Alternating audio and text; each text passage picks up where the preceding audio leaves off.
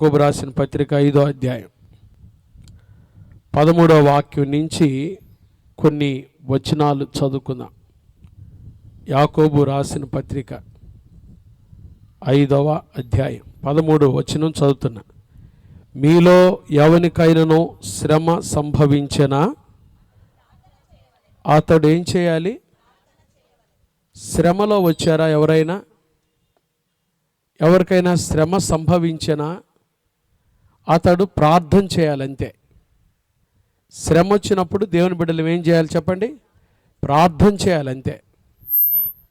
శ్రమ వస్తే దీన్ని ఎట్లా తప్పించుకోవాలని అటుపోయి ఇటుపోయి వదిన ఒక సలహా చెప్పరాదు, పిన్ని ఒక సలహా అనవసరంగా ఆంటీ నేను శ్రమ వచ్చిందని వారిని వీరిని పోయి ఏమడుగుతారు కొంతమంది. ఒక ఆమెకి అట్లా పచ్చిమిరకాయలు వేసిందంట నూనెలో. ఏమేసింది? టక్కని నూనె పొంగిద్దిగా అట్లాగానే కాలింది, అట్లా చర్మం కాలింది. ఏమో ప్రతిది వాళ్ళ ఆయన్ని అడగదు. ఎవరిని అడిగదో తెలుసా? వదిన గారు, ఎదిరింటి వదిన. ఈ వదినలు ఏడ దొరుకుతారు కానీ భలే దొరుకుతారు. వదిన ఇదిగో చెయ్యి కాలింది, ఏం చేయాలంటే పో ఉప్పు కారం వేసుకొని కట్టుకొని, ఉప్పు కారం రెండు వేసుకొని కట్టుకొని, ఆ రెండు వేసుకున్న కానించి ఆ బొబ్బు ఏమో తెలుసా ఇంకాస్త ఎక్కువ. తర్వాత రోజు వాళ్ళ ఆయన తిట్టాడంట, కాలితే ఎప్పుడైనా బర్ణాలని వేసుకుంటారు, నువ్వెవరు నీకు ఈ సలహా చెప్పిందంటే ఎదిరింటి వదినలేండి. శ్రమ వస్తే వాళ్ళ దగ్గరికి వీళ్ళ దగ్గరికి వెళ్ళమని చెప్పాల ప్రభు. చెప్పండి ఏం చేయమన్నాడు? ప్రార్థన చేయండి అన్నాడు. చెప్పండి శ్రమ వస్తే ఏం చేయాలి చెప్పండి? శ్రమకు విరుగుడు ఎక్కడుంది చెప్పండి? ప్రార్థనలోనే ఉంది. కాబట్టి మనం ఏం చేయాలి? ప్రార్థన చేయాలి. శ్రమ వచ్చిందా ఏం చేయండి? మీలో సంఘంలో ఈ మాటలు వింటున్న వారిలో, మా ఇంట్లో శ్రమ ఉంది పాస్టర్ గారు, చెప్పలేని దుఃఖం మమ్మల్ని ఆవరించింది, గుండె లోపల సొమ్మసిల్లిపోతున్నా, ఎవరికి చెప్పుకోలేని దుఃఖం మా జీవితాల్లో ఉంది. ఏం చేయాలి? బైబిల్ చెప్తుంది ప్రార్థన చేయండి అంతే. మోకరించి ఏం చేయండి? ప్రార్థన చేయండి. దేవుని బిడ్డలుగా ప్రార్థన చేయండి. దేవుడు శ్రమలో నుంచి మీకు విడుదల దయచేయునుగాక. రెండో మాట అదే చదవండి, 13వ వచనం. ఎవనికైనానో సంతోషము కలిగిన, ఏం కలిగిన అతడు సినిమాకు పోవాలను. ఉంది ఆడ? చెప్పండి, మీ బైబిల్ ఏమని చెప్పండి. ఎవరికైనా సంతోషం కలిగిందా అతడేం చేయాలి? పాటలు పాడాలి దేవుని సన్నిధిలో. సుగుణాల సంపన్నుడా, స్తుతిగానాల వారసుడా. సంతోషం వచ్చిందనుకో ఏం చేయాలి? పాటలు పాడాలి అంతే.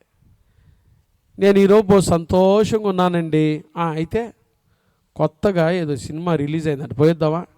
కాదు. దేవుని బిడ్డలు సంతోషంగా ఉందా? మీ హృదయంలో సంతోషం ఉందా? పాటలు పాడండి కూర్చొని. లేదులేండి నగరం అని కొత్తగా పెట్టారు పోయేస్తాం. ఉందా? అట్లా ఉందా బైబిల్లో? మీలో ఎవరికైనా సంతోషం కలిగినా ఏం చేయండి? కీర్తనలు పాడండి, పాటలు పాడండి, దేవుని స్తుతించండి. చూడండి బైబిల్ ఎంత చక్కటి మాటలు ఉన్నాయో. తర్వాత మాట చదవండి, 14 వచ్చిన. మీలో ఎవడైనాను రోగి ఉన్నాడా? అతడు సంఘపు పెద్దలను ఏం చేయాలి? పిలిపించాలి. రోగి ఉన్నాడా? ఈరోజు మనం దాని కొరకే మన ఫోకస్ అంతా. దేని కొరకు? స్వస్థత, రోగం. అసలు రోగం ఎందుకు వస్తుందో చెప్పబోతున్నా మీకు. Root cause of illness, sickness. మీలో ఎవడైనా రోగి ఉన్నాడా? ఏం చేయాలంట? అతడు, ఆ మాట అనండి, అతడు అనండి. ఎవరు అతడు? మహేష్ బాబు కాదు, మళ్ళీ అటు బాబు అకండి. మీకు అంత జాగ్రత్తగా చెప్పాలి. ఎవడికి రోగం వచ్చిందో అతడు ఏం చేయాలి? బలమైన మాట ఉంది అక్కడ తెలుసా? నేనేదో నవ్వుటాలకు చెప్తాను కానీ కొంతమంది రోగం చెప్పకుండా వచ్చాడా పాస్టర్ గారు? నాకు తెలుసుగా పాస్టర్ గారు రారని చెప్పాగా నీకు, పక్కన వాళ్ళతో ఛాలెంజ్. మళ్ళా నువ్వు చెప్పకుండా ఎట్ట తెలిసి చెప్పండి? రోగం చెప్పకుండా ఎట్ట తెలిసి చెప్పండి? అతడు ఏం చేయాలి? సంఘపు పెద్దలను ఏం చేయాలి? పిలిపించుకోవాలి, ఇంటికి పిలిపించుకోవాలి. పాస్టర్ గారు రండి. సంఘ పెద్దలంటే మన కమిటీలో ట్రెజరరు, సెక్రటరీ వీళ్ళు కాదు. వీళ్ళు బయట ఏం చేస్తారు? సిగరెట్ తాగుతారు, లోపలికి వచ్చి ప్రకటనలు చేస్తారు. ఇలాంటి దారుణమైన వాళ్ళు కాదు సంఘ పెద్దలని. ఆడ వ్రాయబడిన అక్షరార్థమైన అర్థం ఏంటంటే గ్రీకు భాషలో ప్రార్థనాపరులైన కాపరులు అని అర్థం. ప్రార్థనాపరులైన ఎవరు చెప్పండి? కాపరులు. ప్రార్థనాపరులైన కాపరులు, ప్రార్థనా జీవితం కలిగిన వారు. నేను ఒక సంఘంలో దారుణమైన పని ఏంటో తెలుసా? ఆయన చర్చికి ట్రెజరరు. ఒకరోజు ఆయన లెక్కలు చెప్పాల్సిన అవసరం వచ్చింది చర్చిలో. అరే ఇప్పుడే వస్తా అని పోయాడు. పాస్టర్ గారేమో పలానా ఆయన వచ్చి చర్చిలో అకౌంట్స్ చెప్తారు అని పాస్టర్ గారు ఇట్లా నమ్రతగా పిలుస్తుంటే 4 పీకులు బిగుతున్నాడు. ఆయన రోడ్డు మీద ఉన్నాడు. ఏడున్నాడు? ఎదురు హోటల్లో 4 పీకులు బిగుతా ఉన్నాడు. పక్కనోడు పిలుస్తున్నాడు. అరే నిన్నేరే పిలుస్తుంది పాస్టర్ గారు, వస్తున్నావు. ఎంత దారుణం అండి! జీవితాలు సరిగా లేకుండా, ప్రవర్తన బాగు లేకుండా దేవుని సన్నిధిలో వేషాలు వేస్తూ ఉన్నారు కదా. దేవుని ఉగ్రత ఎప్పుడొస్తుందో తెలియదు. జాగ్రత్త, దేవునితో ఆటలాడుకోబాకండి. ఇక్కడ సంఘ పెద్దలంటే పరిశుద్ధమైన ప్రవర్తన కలిగిన దైవజనులు, కాపరులు, ప్రార్థనా జీవితం కలిగిన వారు. మీరు ఎవడైనా రోగి అయినాడా? అతడు సంఘ పెద్దలు ఏం చేయాలి? పిలిపించాలి, చెప్పాలి. వారు ప్రభువు నామమున అతనికి ఏం రాస్తారండి? అందుకనే పారాచూట్ ఆయిల్ తెచ్చుంటారు మీరు కూడా. ఈ మధ్య పారాచూట్ ఆయిల్ కంపెనీ ఎట్ట పోతుందో. నూనె అంటే ఆ నూనె కాదమ్మా, ఇది ప్రార్థనా నూనె అండి అని చెబుతారు కొంతమంది. పాస్టర్ గారు ఇది ఏ నూనె తెలుసా? ప్రార్థనా నూనె అండి, పారాచూట్ ఆయిల్ అండి. కొంతమంది ఆముదం తెచ్చుకుంటారు. ఇది ప్రార్థనా ఆముదం అండి. నూనె అంటే ఆ నూనె కాదు, తైలాభిషేక నూనె. అది నూనె అనే మాటకి ఏముందో తెలుసా? గ్రీక్ భాషలో తైలాభిషేకం అంటే దేవుని సన్నిధిలో. పాస్టమ్మ గారు కూడా మీ కొరకు 2 రోజుల నుంచి దేవుడు ఆమెకి ప్రేరేపణ ఇచ్చిన దగ్గర నుంచి ప్రార్థన చేసి ఆ నూనె కొరకు ప్రార్థన చేసి తీసుకొచ్చారు. తైలాభిషేక నూనె అది దాని అర్థం. నూనె రాచి అతని కొరకు ఏం చేయాలి? ప్రార్థన చేయాలి. ఇప్పుడు చూడండి 15 వచ్చిన విశ్వాస సహితమైన ప్రార్థన ఆ రోగిని ఏం చేస్తుంది? స్వస్థ. ఇప్పుడు స్వస్థత ఎక్కడుందంటే చెప్పండి, విశ్వాస సహితమైన ప్రార్థన. మీలో ఎవరికైనా శ్రమ సంభవించినా అతడు ఏం చేయాలనుంది? ప్రార్థన అనుంది. అక్కడ విశ్వాస సహితమైన ప్రార్థన ఉందా మీ బైబిల్లో? లేదు. అక్కడ ప్రార్థన అనుంది. ఇక్కడ రోగి దగ్గర చేసే ప్రార్థన ఏ ప్రార్థన చెప్పండి? విశ్వాస సహితమైన ప్రార్థన. దేవుడు ఒక వ్యక్తిని స్వస్థపరచాలి అంటే, రోగాన్ని బాగు చేయాలంటే, రోగం నుంచి విడుదల రావాలంటే ఆ వ్యక్తిలో ఏముండాలి చెప్పండి? విశ్వాసం ఉండాలి. ప్రార్థించే నాకెంత విశ్వాసం ఉంటుందో యేసయ్య కూడా నన్ను స్వస్థపరుస్తాడని యేసయ్య మీద ఏముండాలి? విశ్వాసం ఉండాలి. ఆ విశ్వాసం లేకుండా నేను ప్రార్థన చేసినా, ఆ విశ్వాసం లేకుండా నువ్వు వచ్చి వెళ్ళినా వ్యర్థమే. బైబిల్ చెప్తుంది, దేవుని యొద్దకు వచ్చువాడు ఆయన ఉన్నాడనియు తన్ను వెదకు వారికి ఫలము దయచేయువాడని ఏం చేయాలి? నమ్మాలి కదా. నమ్మకమే. కుమారి, యేసుప్రభు అన్నాడు, రక్తస్రావం రోగం కలిగిన స్త్రీ బాగుపడిన తర్వాత కుమారి, మరి ఆమె పేరేం పేరో తెలియదు. కుమారి, నీ విశ్వాసము నిన్నేం చేసింది? స్వస్థపరిచెను. కుమారుడా, నీ పాపాలు క్షమించబడ్డాయి, నీ విశ్వాసం నిన్ను బాగు చేసింది, లే పరిపెత్తుకున్నాడు. ప్రియమైన దేవుని బిడ్డలారా, విశ్వాస సహితమైన ప్రార్థన రోగిని ఏం చేస్తుంది? స్వస్థపరుస్తుంది. స్వస్థత ఎక్కడుందంటే విశ్వాసముతో కూడిన ప్రార్థనలో ఉంది. చెప్పండి, మీలో ఎంత విశ్వాసంతో వచ్చారు? దైవజనరాలు ఒక పిలుపిచ్చారు, ఈరోజు స్వస్థత కొరకై తైలాభిషేక ఆరాధన చేయబోతున్నాను, సిద్ధపడి రండి. ఎంతమంది విశ్వాసముతో వచ్చారు? విశ్వాసముతో మీరు వస్తే దేవుని కార్యాలు జరుగుతాయంతే. దేవుని కార్యాలు జరుగుతాయంతే. స్వస్థతకు గురించి చెప్పే ముందు ముందు రోగం గురించి చెప్పాలని నేను ఆశపడ్డా. పాస్టర్ గారు, నాకు ఈ రోగం ఎందుకు వచ్చింది ప్రశ్నించుకున్నావు ఎప్పుడైనా? ఈ రోగం నాకెందుకు వచ్చింది? నాకెందుకు ఈ అనారోగ్యం? నాకే ఎందుకు వచ్చింది ఈ రోగం అనుకోవాలండి కదండి. 10th క్లాస్లో సబ్జెక్ట్ ఫెయిల్ అయితే పక్కవాడు అనుకోవాలా, ఫెయిల్ ఎందుకు అయ్యింది ఆ అమ్మాయి అనే. ఆ పిల్లోడు అనుకుంటే తర్వాత పాస్ అవుతాడా? ఎవరు ఫెయిల్ అయ్యారో వాళ్ళు ఏం చేయాలి? నేను ఎందుకు ఫెయిల్ అయ్యానో చూసి రాసి కూడా ఎందుకు కదండి. కొన్నిసార్లు ఏం చేయాలి, మనం ఏం చేయాలి చెప్పండి? ప్రశ్నించుకోవాలి. ముందు ఏదైనా జరిగిందనుకోండి, దీనికి కారణం ఏంటి కారణం చూపిద్దాం. చూడండి, మన రోగాలకు కారణం ఏంటి తెలుసా? బైబిల్ చెబుతుంది పాపమే. ఎక్కువ మంది దేవుని బిడ్డలు ఈరోజు రోగాలతో ఉండటానికి కారణం ఏంటో తెలుసా? రోగానికి కారణం పాపమే. నేను కాదు ఈ మాట చెప్తుంది. చూడండి, మనందరం తెలుసుకోవాల్సిన మాటలు. దేవుడు ఆయనే రాయించిన మాటలు. దావీదు జీవితంలో నుంచి 38వ కీర్తన తీయండి. 38వ కీర్తన. దావీదు రోగముతో ఉన్నప్పుడు రాసిన కీర్తన ఇది. ఎందుకు రోగం వచ్చిందో కూడా రాశాడు ఆయన. చూడండి ఏమంటాడో. 3వ వచనం, 38వ కీర్తన 3వ వచనం. నీ కోపాగ్ని వలన ఆరోగ్యము నా శరీరమును విడిచిపోయెను, నా పాపమును బట్టి. నా ఎముకలలో అంటే పాపము మనిషికి ఏమిచ్చింది? అనారోగ్యం ఇచ్చింది. పాపమే రోగానికి కారణం. పాపమే. కొంతమంది దావీదు ఇక్కడ ఏమన్నాడు చెప్పండి? ఆ మాట మీకు చెప్పాలి. నా పాపమును బట్టి నా ఎముకలలో ఏమి లేదు. కొంతమంది ఏదైనా జరిగిందంటే నీ వల్లే. మనం ఇతరులను బ్లేమ్ చేయటం ఈజీ అనండి. జీవితంలో ప్రపంచంలో చాలా సులువైన పని ఏందో తెలుసా? ఇతరుల మీద నెట్టివేయటం. పాపానుకున్న ఒక స్వభావం ఏంటో తెలుసా? ఇతరులపై నెట్టివేయటం.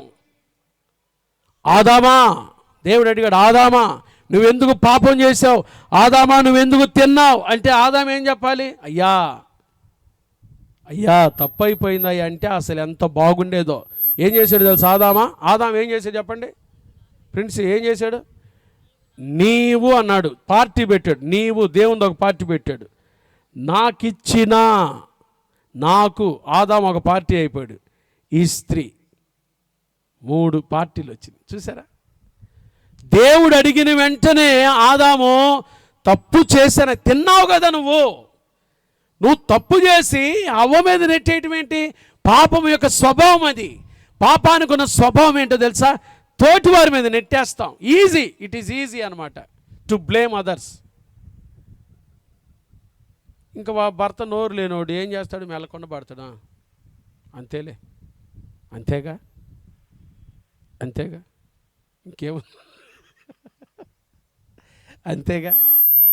నువ్వే చేసిందే, ఇదంతా కారణం నువ్వే. చేయి కాల్చుకోమంది ఆయన. వంట వండేటప్పుడే జాగ్రత్త ఉంటే ఏముండేది కాదు, నూనె పడేది కాదు కదండి.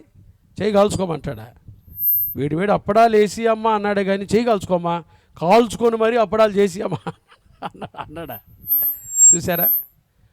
పాపమును బట్టి స్వస్థత లేదు. కాబట్టి రోగానికి 4 కారణాలు చెప్తా, రాసుకోండి. 1, మన రోగము, మన అనారోగ్యం కారణం మన పాపమే. పాపం చాలా భయంకరమైంది. మీకు ఒక ఉదాహరణ చెప్తాను. ఇది నేను చాలాసార్లు చెప్పా. మరలా క్రైస్ట్ బ్లెస్సింగ్ చర్చిలో కూడా చెప్పాలి. బ్రదర్ భక్సింగ్ గారు మీ అందరు తెలుసు కదా, హెబ్రోన్ సహవాస స్థాపకుడు ఆయన. ప్రపంచంలో ఒకప్పుడు ఉజ్జీవంగా జరిగిన సంఘాలవి హెబ్రోన్ సహవాస సంఘాలు.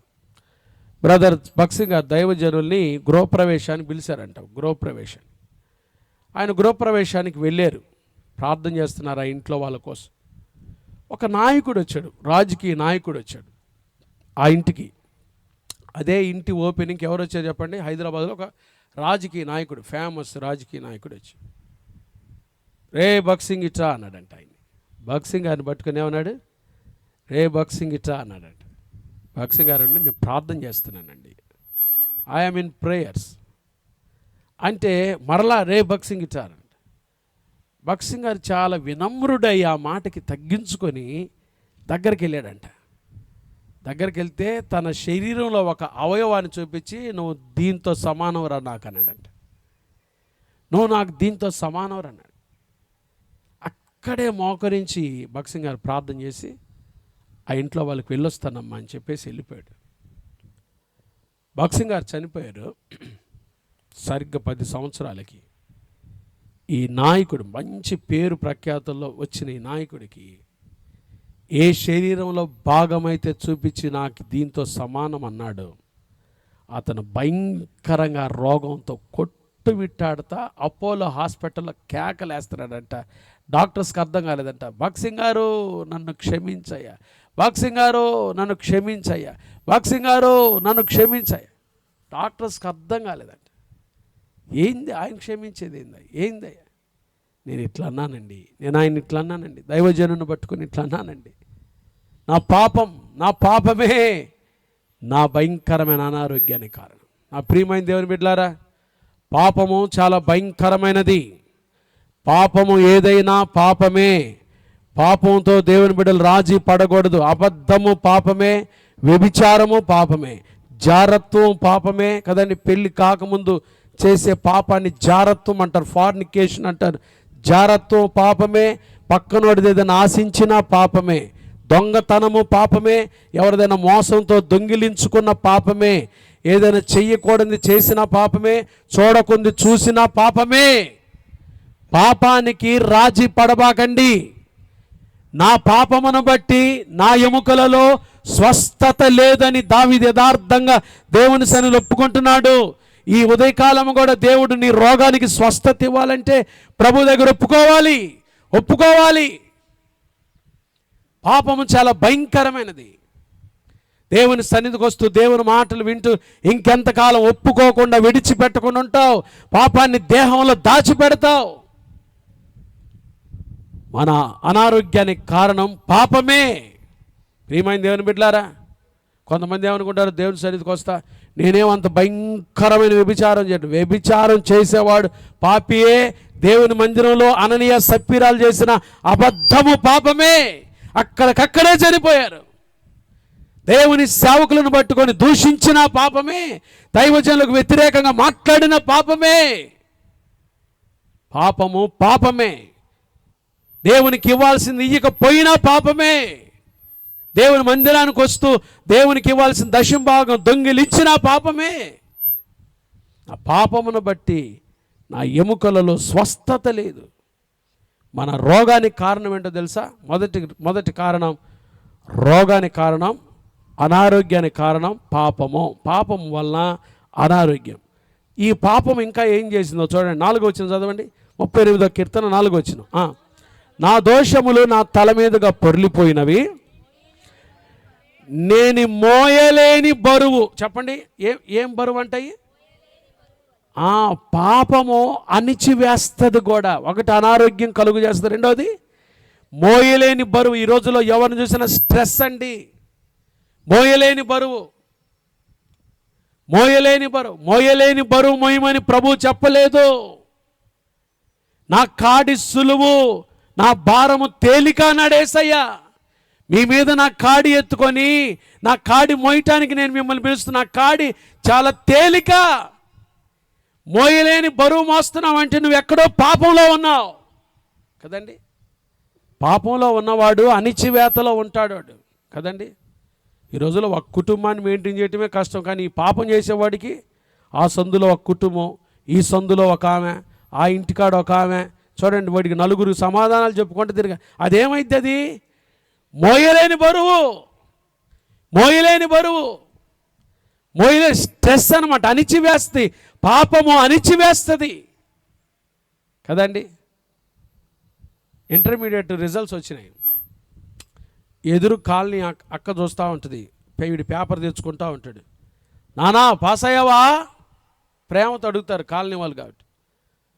యథార్థం చెప్పాలి కదండి. పాస్ అయిన అక్క. ఎన్ని మార్కులు వచ్చినాయి? ఆమెకేమో 90 అని చదువుతాడు వీడు. ఏం చదువుతాడు? ఆ పక్కింటి ఆంటీ అడిది, వీరమ్మ ఆంటీ, అయ్యా ఇట్రాయా, వీరమ్మ ఆంటీ ఏంది? ఆమె బాగా నోటాడు ఆ కాలనీలో. ఆమెకేమో 95 అని చదువుతాడు. ఆ పక్కింటి అంకులు అడుగుతాడు, ఎంత వచ్చినాయిరా? నిజంగా చెప్పు, నీ స్ట్రెంత్ నాకు తెలుసులే, 70 అండి అంటాడు. ఇప్పుడు ఎవరెవరికి ఎంత చెప్పాడు? 90, 95, 70. ఈ కాలనీలో ఒకరోజు వీళ్ళు ముగ్గురు, ఏరమ్మ అక్క, ఈ ఆంటీ, ఈ కోట మేరమ్మ, ఈ ముగ్గురు ఒకే చోట నిలబడ్డారు. ఇప్పుడు వీడు పోతున్నాడు. వీడికి మొన్న 95 మార్కులు వచ్చినాయి అంట. నీకు 95 అని చెప్పాడా? నాకు 70. బయటపడ్డాడు లేదా? వాళ్ళని చూడగానే ఎందుకు నీకు అది చెప్పు? పాపము మోయలేని బరువు లాంటిది. పాపముతో జీవిస్తే సమాధానంగా ఉండలేవు. తర్వాత మాట కూడా రాశాడు చూడండి, ఏం రాశాడు? 38వ కీర్తన తర్వాత మాట చూద్దాం. 10వ వచనం చదవండి. నా గుండె కొట్టుకొనుచున్నది, నా బలము నన్ను విడిచిపోయెను, నా కనుదృష్టియో పాపం వలన అంగవైకల్యం దుష్టిపోయింది. దావీదుకు దుష్టిపోయి నా కనుదృష్టి తప్పిపోయింది. బైబిల్ పండితులు ఏం చెప్తారంటే, నడుములో వచ్చిందంట ఒక పుండు లాంటిది. దావీదు లేవలేకపోయాడంట. తినటానికి ఉంది, ఉండటానికి ఉంది, ఇల్లు, తినటానికి ఆహారం ఉంది. కానీ ఆ పాపం ఎప్పుడైతే బత్షెబాతో పాపం చేశాడో పుండు పుట్టిందంట దావీదుకి నడుముల్లో. నిలబడలేక, కూర్చోలేక, పడుకోలేక కనుదృష్టి కూడా పోయిందంట. చూసారండి, పాపం వల్ల అనారోగ్యం, పాపం వల్ల అణచివేత, పాపం వల్ల అంగవైకల్యం దుష్టిపోయింది. చాలామందికి రోగానికి కారణమే, రోగం ఎందుకో తెలుసా? పాపం. కనుదృష్టి పోయింది. తర్వాత మాట ఏం రాస్తారు చూడండి, 11వ వచనం. నా స్నేహితులను, నా చెలికాండ్రు నా తెగులు చూచి, నా బంధువులు దూరముగా నిల్చున్నారు. పాపం వలన ఇంటికి రాటల ఎవరు? అంతకుముందు పోండ్రా, ఇంటికి పోదాం పదండ్రా, ఆ ఇల్లు చూసిన వాళ్ళు కూడా చెప్పుకునేవాళ్ళు, ఎంత చక్కటి ఇల్లు అయ్యా, ఇల్లంటే ఈ ఇల్లు అయ్యా, ఇల్లంటే ఈ ఇల్లు బంధువులతో కలకల్లాడుతూ ఉంటుందయ్యా. ఇల్లు నిత్యం వచ్చేవాళ్ళు, పోయేవాళ్ళు, జనసమూహంతో చక్కగా ఎంత బాగుంటుందో ఈ ఇల్లు, ఇల్లంటే ఈ ఇల్లు అనుకున్నవాడు ఇప్పుడు ఎవరు రాటల్లా. ఎందుకంటే నీ పాపం వల్ల అసమాధానం. బంధువులు వచ్చేవాళ్ళు కూడా రారు. జీవితాలు సరిగా లేకపోతే ఇంటికి వచ్చేవాళ్ళు కూడా రారు. వచ్చే బంధువులు కూడా ఎవడో ఆ పాపం చేసేవాడే వస్తాడు ఇంటికి, వాడే ఆ దారిని పట్టుకొని వస్తాడు. వచ్చే బంధువులు కూడా దూరం అయిపోతారు. పాపం అంత భయంకరమైంది, జాగ్రత్త. పాపం వల్ల అనారోగ్యం, పాపం వల్ల అణచివేత, పాపం వల్ల అంగవైకల్యం, పాపం వల్ల అసమాధానం, ఇంటికి వచ్చే బంధువులు దూరం అయిపోయారు. మరి ఇలాంటి పాపానికి విరుగుడు ఎక్కడుంది?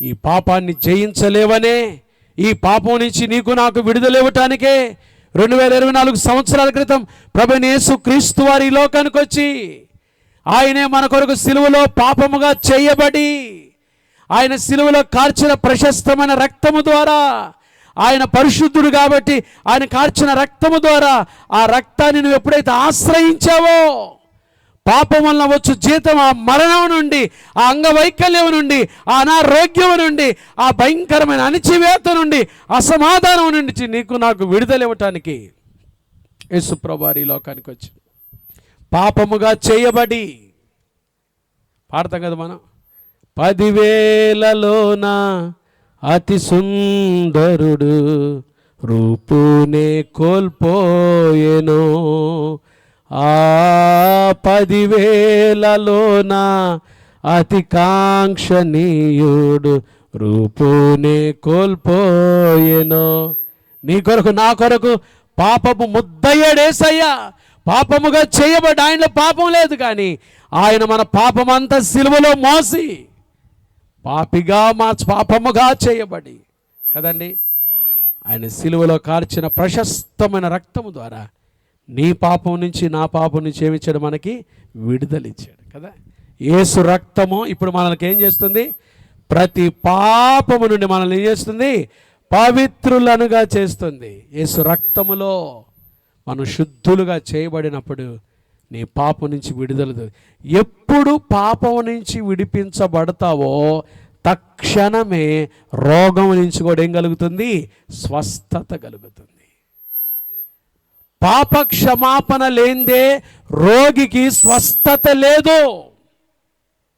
యేసయ్య పక్షవాయువు చేత బాధపడుతున్న వ్యక్తి దగ్గరికి వెళ్ళాడు. కుమారుడా, నీ పాపములు క్షమించబడి ఉన్నవి అని చెప్పిన తర్వాతే ధైర్యంగా ఉండుమో, లే నీ పరుపెత్తుకొని నడవమన్నాడు. పాపం క్షమించబడినప్పుడే, పాపానికి విడుదల దొరికినప్పుడే రోగికి స్వస్థత కలుగుతుంది. చూసారండి? కాబట్టి పాపం నుంచి విడిపించబడ్డావా? ఇప్పుడు ప్రార్థన చేయి. నీ పాపాలు ఒప్పుకొని యేసయ్య కాడ, ప్రభువా ఇదిగో నా రోగానికి కారణం నా పాపమే. మా తల్లిదండ్రులకు తెలియకుండా, నా భార్యకు తెలియకుండా, నా భర్తకు తెలియకుండా, మా ఇంట్లో వాళ్ళకి తెలియకుండా, నన్ను ఎవరు చూడటం లేదులే అనుకొని, ఎవరికి తెలియదు అనుకొని నేను చేసిన రహస్య పాపమే, ఆ రహస్య ఫోన్ కాల్సే, ఆ రహస్య చాటింగే, ఆ రహస్య డేటింగే కదండి ఈ పరిస్థితికి నన్ను తీసుకొచ్చి. దయతో నన్ను క్షమించయ్యా. దేవుని కాడ ఒప్పుకున్నట్లయితే బైబిల్ చెప్తుంది, మన పాపములను మనం ఒప్పుకొనిన ఎడల ఆయన నమ్మదగిన వాడును నీతిమంతుడు గనుక ఆయన మన పాపములను క్షమించి సమస్త దుర్నీతి నుండి మనల్ని ఏం చేస్తాడు? ఇప్పుడు రండి యాకోబు రాసిన పత్రిక దగ్గరికి. యాకోబు రాసిన పత్రిక దగ్గరికి ఏమంటున్నాడు చూడండి. యాకోబు రాసిన పత్రిక 5వ అధ్యాయం 15వ వచనం. విశ్వాస సహితమైన ప్రార్థన ఆ రోగిని స్వస్థపరచును, ప్రభు అతను లేపును. అతడు పాపములు చేసిన వాడైతే, అంటే ప్రార్థన ద్వారా ముందు ఏం కలగాలి? పాప క్షమాపణ రావాలి. పాపం ఎప్పుడైతే క్షమించబడుతుందో, హృదయంలో పాపానికి ఎప్పుడైతే విడుదల దొరుకుతుందో, రోగానికి ఖచ్చితంగా ఏం దొరుకుతుంది? స్వస్థత దొరుకుతుంది. హల్లెలూయా, హల్లెలూయా. There is no forgiveness for our sins. There is no healing. మన పాపం విషయమై మనం పశ్చాత్తాపడకుండా, మన పాపాన్ని ఒప్పుకోకుండా, విడిచిపెట్టకుండా నువ్వు బ్రతుకుతూనే ఉంటే ఏది ఉండనీలే. కొంతమందికి ఎంత ఇదొక్కటే, ఇది ఉండనీలే. నేను ఎప్పుడో కదా ఒకసారే కదా సీరియల్ చూసేది, ఉండనీలే. నేను ఎప్పుడో సంవత్సరానికి ఒకసారి కదా సినిమా పోయేది, ఉండనీలే. అటు పెట్టుకుంటారు దాన్ని, ఉండనీలే. వాళ్ళు పెట్టే పేరేందో తెలుసా దానికి? ఈ చిన్న పొరపాటేగా, ఏమైందిలే, ఉండనీలే. అదే ఉండి ఉండి ఉండి ఏం చేస్తుంది తెలుసా? ఆఖరికి నిన్ను నిత్యత్వానికి దూరం చేస్తుంది. ప్రియమైన దేవుని బిడ్డలారా, పాపానికి క్షమాపణ దొరికిందా? రోగానికి స్వస్థత దొరుకునుగాక, రోగానికి స్వస్థత కలుగునుగాక. అదే ఇర్మియా అంటాడు, గిలాదులో గుగ్గిలము లేదా? ఉంది. వైద్యుడు లేడా? ఉన్నాడు. మరి నా జనులకు స్వస్థత ఎందుకు లేదు? స్వస్థత దొరకకపోవటానికి కారణం ఏంటంటే, వైద్యుడున్నాడు, గిలాదులో మంచి గుగ్గిలము ఉంది, మంచి మంచి వైద్యులు ఉన్నారు, మంచి గుగ్గిలము మందులు ఉన్నాయి, ఔషధాలు ఉన్నాయి. అయితే ఏమి లేదంటే, నా జనులు పాపాన్ని ఏం చేయట్లేదు? విడిచిపెట్టలేదు, ఒప్పుకొని విడిచిపెట్టలేదు. ఆ ప్రియమైన దేవుని బిడ్డలారా, రక్షింప నేరకున్నట్లు ఆయన హస్తమో కూర్చకాలి, విననేరకున్నట్లు ఆయన చెవులు మందం కాలేదు. ఈరోజు కూడా ప్రభు సజీవుడుగానే ఉన్నాడు, సంచరిస్తూ నిన్నెప్పుడు బాగు చేయాలి. మన దేవుడు ఎవరో తెలుసా? మనం ఎప్పుడు రోగంతో ఉండి నాకు ఇది బాగలేదు అంటాం. ఆయనకు అస్సలు ఇష్టమే లేదు. మీతో చెప్తున్నా మంచి మాట, దైవికమైన మాట దేవుని బిడ్డలు ఎప్పుడు రోగాలు మళ్ళీ నేను దేవుని బిడ్డనని చెప్పడం అసలు ఆయనకి ఇష్టమే లేదు. పాడతాం కదా మనం, నా ఆనందం కోరేవాడా నాశలు తీర్చేవాడా అనండి. నా ఆనందం కోరేవాడా. ఎవరైనా చెప్పండి, యేసయ్య ఎవరు చెప్పండి, ఎవరు యేసయ్య ఎవరు చెప్పండి? ఆనందం కోరుకునేవాడు. అంటే మనం ఎప్పుడు ఎలా ఉండాలి? తల్లిదండ్రులు పిల్లలు బాగలేని పిల్లోని చూస్తే తల్లిదండ్రులు నవ్వుతా తిరుగుతారు, ఆహా ఆహా ఎంత సంతోషం అనుకుంటారా? చెప్పండి చెప్పండి. మనకంటే యేసయ్య మంచి తండ్రి. హల్లెలూయా. ఆయనకి మనం ఎప్పుడు ఆరోగ్యంగా ఉండాలని ఇష్టం. చెప్పండి ఆ మాట. ఎప్పుడు యేసయ్యకి ఏమి ఇష్టం? మన నుంచి ఆరోగ్యంగా ఆనందంగా ఉండాలని ఇష్టం. కానీ మనం చేసే పనులను బట్టి ఏం తెచ్చుకుంటున్నాం తెలుసా? రోగాలు తెచ్చుకుంటున్నాం. యేసయ్య మన ఆనందాన్ని కోరుకునేవాడు. యేసయ్య మన ఆనందాన్ని కోరుకునే దేవుడు. మనం ఇప్పుడు ఆనందంగా ఉండాలని ఇష్టపడేవాడు యేసయ్య. ప్రియమైన దేవుని బిడ్డలారా, ఎప్పుడు నువ్వు ఆరోగ్యంగా ఉంటావు తెలుసా? పాపాన్ని ఒప్పుకొని విడిచిపెట్టి. తర్వాత మాట చూడండి, 16 వచనం, మీ పాపములను ఒకరితో ఒకడు ఒప్పుకొనుడి, మీరు స్వస్థత పొందినట్లు ఒకరిని కొరకు ఒకడు ఏం చేయండి? ప్రార్థన చేయండి. నీతిమంతుని విజ్ఞాపన మనపూర్వకమైనదై బహుబలము గలదైన. ఇక్కడ 3 విషయాలు వచ్చింది: ప్రార్థన, విశ్వాస సహిత ప్రార్థన, నీతిమంతుని విజ్ఞాపన. ఆదివారం చర్చికి వచ్చేవాళ్ళు ప్రార్థనే చేస్తారు. ప్రభువులో ఉండేవాళ్ళు విశ్వాసంతో కూడిన ప్రార్థన చేస్తారు. ప్రభువు కొరకు జీవించేవారు నీతిమంతుని విజ్ఞాపన చేస్తారు. వారి ప్రార్థన బలమైనది. వారు చేసే ప్రార్థన కదండి. నీతిమంతులు మొరపెడితే ఆయనకి ఎంత సంతోషమో, ఆయనకి ఎంత ఆనందమో. ఆదివారం వినిలిపోయే వాళ్ళు వరకు ప్రార్థనే చేస్తారు. దేవునిలో జీవించే వాళ్ళు విశ్వాసంతో కూడిన ప్రార్థన చేస్తారు. ప్రభువు కొరకు బ్రతికేవారు నీతిమంతుని ప్రార్థనలు చేస్తారు. ఈ ప్రార్థన ఎట్టుంది? ఈరోజు దైవ సేవకురాలు మీ మీద నూనె రాచి ప్రార్థన చేస్తూ ఉండగా, వాక్యానుసారంగా ఇది తైలాభిషేక నూనె. అది ఆదిమ భాషలో, గ్రీకు భాషలో అక్కడ రాయబడిన మాట. నూనె అంటే కొబ్బరి నూనె కాదు, నూనె అంటే ఒలివ నూనె కాదు, నూనె అంటే అక్కడక్కడ అమ్మే నూనెలు కాదు కదండి. కొంతమంది బోలోమని పోతారు నూనె తీసి. నూనె అంటే దేవుని మందిరంలో ప్రార్థన చేసిన నూనెది తైలాభిషేక నూనె. దాని పేరే, గ్రీకు భాషలో దాని పేరే తైలాభిషేక నూనె. అది కరెక్ట్ మీనింగ్ తెలుగులో, కానీ తెలుగులో నూనె అని రాశారు. గ్రీకు భాషలో తైలాభిషేక నూనె. అది దేవుని మందిరంలో ప్రార్థన చేసి ఉంచిన నూనె. దాంతో పాస్టర్ గారు ప్రార్థన చేసి మీ మీద రుద్దుతూ ఉండగా ప్రభు స్వస్థపరుస్తాడు. విశ్వసించండి, దేవుడు స్వస్థపరుస్తాడు. ఆయన స్వస్థపరచాలంటే ముందు మన జీవితాన్ని శుద్ధి చేసుకోవాలి, కడుక్కోవాలి, బాగు చేసుకోవాలి. రోగం చాలాసార్లు ఎందుకు నాకు రోగం, విశ్వాసికి కూడా రోగం వస్తుంది, అది వేరే విషయం.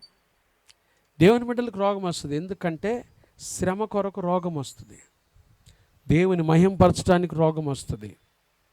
అది ఖచ్చితంగా వాళ్ళు ధైర్యంగా ఎదుర్కొంటారు. విశ్వాస జీవితంలో ఉండేవాళ్ళు వారికి వచ్చే రోగాన్ని దేవుని కృపను బట్టి తట్టుకుంటారు, దాన్ని ఎదుర్కొంటారు, దాని నుంచి స్వస్థత కూడా పొందుకుంటారు.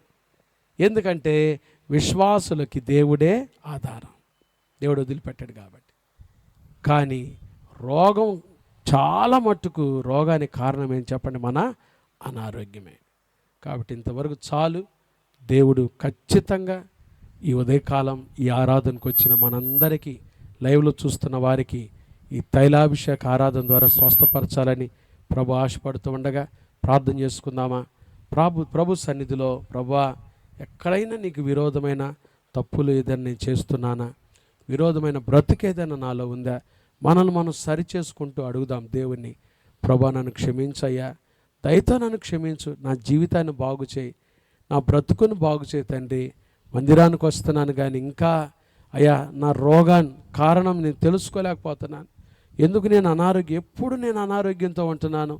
నువ్వైతే నా ఆనందాన్ని కోరుకునేవాడు, నా ఆరోగ్యాన్ని కోరుకునేవాడు. నేను ఆరోగ్యంగా ఉండాలని నీకు ఎంత ఇష్టం యేసయ్యా. అయితే ఎక్కడో ప్రభా నీకు నాకు విరోధంగా ఏ తప్పో ఉంది నాయన, దయతో నేను ఇంక దాన్ని కప్పిపెట్టుకోను, నీ సన్నిధిలో ఒప్పుకుంటానయ్యా. నీ రక్తంతో నన్ను కడుగయ్యా, పరిశుద్ధపరచయ్యా, నీ బిడ్డగా చేసుకో దేవా అని ప్రభు సన్నిధిలో యథార్థంగా విరిగి నలిగిన మనసు అడుగుదాం. ప్రభు ఇప్పుడే మన పాపం నుంచి స్వస్థత ఇచ్చి విడుదలిచ్చి రోగాన్ని ఇప్పుడే స్వస్థపరచునుగాక. యథార్థ